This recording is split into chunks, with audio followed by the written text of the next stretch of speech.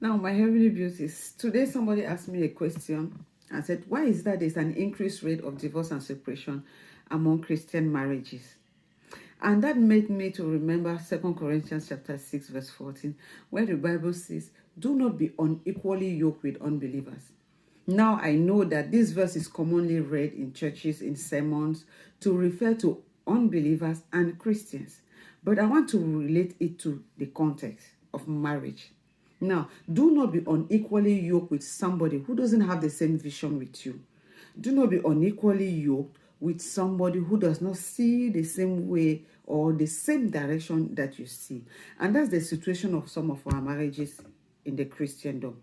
Some people just get married because there's a wind of marriage going on in church. Maybe young girls are getting married and then you are like, okay, let me get married too. And anybody that stands in front of you, you are just going. Or maybe let any fine man or any fine lady that comes your way, you are just getting married to the person without knowing the vision of that person, the destiny of that person. Where is that person riding to?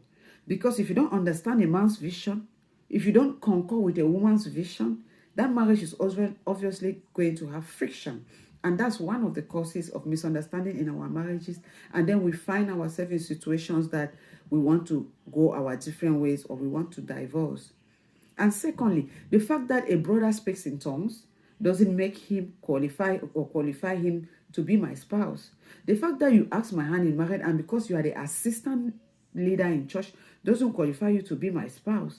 The fact that you speak in tongue or you are the choir leader doesn't qualify you to be my spouse. Now, there are other things to take into consideration. Are we having the same vision? Do we have the same vision? Can we actually work together? Do we understand ourselves?